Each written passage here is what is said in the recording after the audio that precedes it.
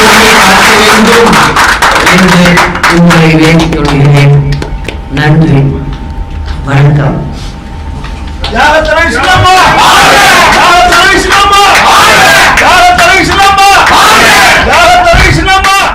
இந்த டைனமிக்கு பழனிசாமி தளபதியை பற்றி என்ன பேசியிருக்காங்கன்னா, ஒரு படத்துக்காக 5 மணி நேரம் கை கட்டி நின்னீங்களே ஜெயலலிதா கிட்ட, இதெல்லாம் மறந்து போச்சா அப்படின்னு கேட்குறாப்புல.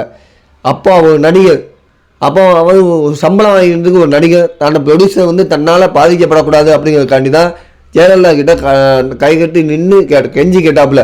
எதுக்காக தன் படத்தை ரிலீஸ் பண்ணுறக்காக அந்த பெருத்த நஷ்டத்தை சந்திக்கக்கூடாது தயாரிப்பாளர் அப்படிங்கிறதுக்காண்டி தான். இது அவரோட கடமை. ஆனால் உங்களை மாதிரி காலில் போய் விழுகலையே. ஏன்னா அப்போவே உங்கள் அம்மா பயந்தாங்க. இருக்குதேம்மா, டைம் டு லீட், தனக்கு ஒரு போட்டியாளர் வரக்கூடாது அப்படிங்கிறது தான் தேவையில்லை பயந்தாங்க. அப்போ தைரியமாக இல்லை, டைம் டு தைரியமாக போட்ட முதல் ஆளியார் தளபதி விஜய் தான். அதுக்கே உங்கள் அம்மா பயந்தாங்க. அப்போல்லாம் என்ன செஞ்சீங்க, சரி எந்த பிரச்சனையும் வரக்கூடாது அப்படிங்கிற வேண்டியதான் அமைதியாக பணிஞ்சு போனார்.